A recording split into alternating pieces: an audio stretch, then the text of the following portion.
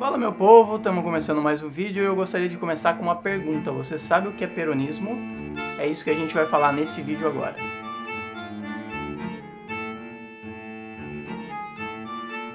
O peronismo surge com Juan Domingo Perón, que foi presidente da Argentina por 3 mandatos, que criou uma aura sobre ele que transformou a política da Argentina, que nunca mais foi a mesma depois que ele assumiu o poder. Juan Perón foi um cara astuto que começou na política nos anos 40, que foi galgando posições na política a partir do exército. Ele era, no primeiro momento, secretário do Trabalho, depois se tornou ministro da Guerra e logo em seguida se elegeu presidente da Argentina. O primeiro mandato dele começa em 1946 e vai até 1952. Naquela época, na Argentina, não podia ter reeleição por causa da Constituição, que era do final do século XIX, e aí eles deram um jeito de reformular a Constituição e criar um mecanismo para a reeleição. Ele foi então reeleito em 1952 e vai ficar até 1955, quando ele sofre um golpe e é tirado do poder, mandado embora da Argentina para o exílio. Depois que ele vai embora da Argentina em 55, o peronismo é proibido e aí ele fica nessa condição até 1973. O peronismo volta a ser legal, volta a ser permitido na Argentina em 73, o Perón volta do exílio e ele é eleito presidente da República novamente. Só que esse último mandato do Perón foi curto, ele morreu em 74, a vice do Perón era Isabel Perón, a mulher dele na época, e assumiu a presidência no lugar dele e ficou até 1976, quando deram um novo golpe nela e tiraram ela do poder também. Só que uma grande questão é o que é o peronismo, por que ele se tornou tão forte na Argentina? O peronismo é uma religião na Argentina, o peronismo é uma coisa que domina a política em todos os momentos desde que o Perón assumiu pela primeira vez. Muita gente diz, inclusive os argentinos dizem que é muito fácil você entender o peronismo, mas é muito difícil você explicar o que é o peronismo, porque não existe só um peronismo, ele é muito ambíguo, ele é muito múltiplo, ele inclui uma série de gentes, de pensamentos diferentes, ele não é propriamente uma ideologia. E o peronismo não durou só enquanto Perón esteve vivo, enquanto ele esteve no poder. Na verdade, ele esteve por trás da política argentina desde então, né? Desde que o peronismo foi legal, desde o momento em que ele se tornou legal de novo, depois quando o Perón morre, depois quando a Isabelita sofre o golpe, e nesse processo todo, até hoje o peronismo está por aí, e é por isso que a gente volta sempre a dizer e a comentar sobre ele. Com exceção dos militares, todos os presidentes que vieram depois, o Menem especialmente nos anos 80 até os anos 90, depois o clã dos Kirchners, especialmente a Cristina Kirchner, que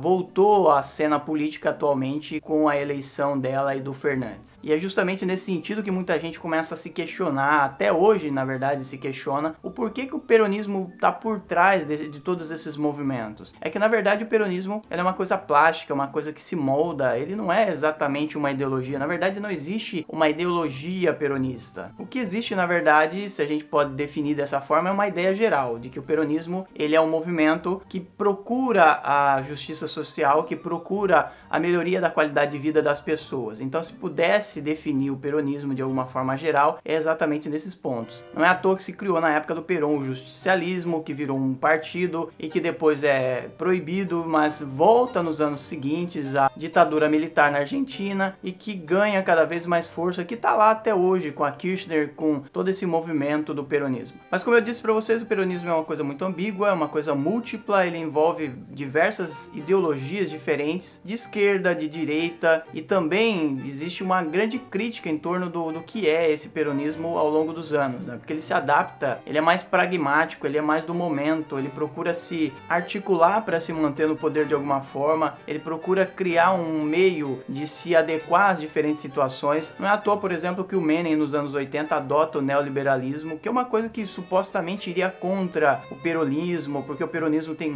o governo do Perón tem a ver com o intervencionismo, com a centralização do poder e assim por diante. E não é à toa também que agora, recentemente, com a Kirchner, a Cristina Kirchner e os movimentos que vieram com ela, eles procuram recuperar o elemento popular e se voltar contra o neoliberalismo. Então vocês percebem que existe uma grande diferença entre todos esses caras ao longo dos anos, das décadas que se dizem peronistas. Se dizia peronista peronista o próprio movimento montoneiro, que era um movimento guerrilheiro dos anos 60, 70, que foi excomungado inclusive pelo próprio Perón nos anos 70, quando ele assumiu a presidência pela última vez. Então, quando você tenta entender a história argentina, vocês que têm uma curiosidade para saber sobre a história de outros países, vocês têm que pensar o seguinte: desde que o Perón assumiu nos anos 40, ela é uma política bipolar, é mais ou menos assim. Todas as eleições, de alguma forma, têm a influência do Perón. Quando ele estava vivo, quando ele estava no poder ou quando ele estava fora do poder. Todas as eleições que foram realizadas, mesmo quando o peronismo era proibido, o Perón, de alguma forma, de lá do exílio, ele influenciava nas eleições da Argentina. E nas eleições que foram depois do Perón, depois que ele morreu e etc., elas também foram de alguma forma influenciadas pelo peronismo e elas nunca se separarão do peronismo de alguma forma. Isso sempre vai estar em voga na Argentina em todas as eleições. Então, quando você tenta entender as eleições da Argentina, todo o pensamento político, todas as ideias políticas, você tem que pensar: quem é peronista? Quem é contra o peronismo? Ou quem é antiperonista? Você divide as duas coisas e aí a partir daí você tem uma ideia do que é a política argentina desde 1946. Na verdade, desde antes, desde quando ele era secretário do Trabalho, que depois virou ministro da Guerra e assim por diante. Mas para facilitar, a gente tem que pensar o seguinte: na Argentina a gente tem os antiperonistas e os peronistas. A gente tem o pessoal que diz que o Perón foi a salvação da Argentina e tem gente que diz que ele foi a perdição, o demônio que invadiu a política, que invadiu a vida social da Argentina de maneira geral. Até porque o peronismo está impregnado em todos os setores da sociedade argentina. Algumas pessoas vão dizer que o Perón é uma cura, o peronismo é uma cura, e outras pessoas vão dizer que ele é o câncer da Argentina até hoje. Algumas pessoas relacionam o peronismo com a alegria, outras pessoas vão relacionar o peronismo com a tristeza dos argentinos, inclusive com as crises que acometeram a Argentina ao longo das décadas. Assim, em geral, a gente poderia dizer que uma parte defende que o Perón é a construção, é a salvação, é a transformação, e outras pessoas vão dizer que o Perón é a destruição do país. Só que é claro que a gente não poderia terminar o vídeo sem dizer que por trás do peronismo também tem uma outra figura além do Juan Perón, que é a Eva Perón, ou a Evita Perón, que foi a mulher do Perón nos primeiros mandatos, ou pelo menos no primeiro mandato, que ela morre em 1952. Ela era um símbolo do peronismo, ela fazia propaganda, ela foi para fora da Argentina para mostrar a cara do peronismo, que o país estava desenvolvendo, crescendo e assim por diante. Ela é uma figura extremamente simbólica, é uma figura mitológica que virou quase uma santa. Na verdade, para muita gente ela é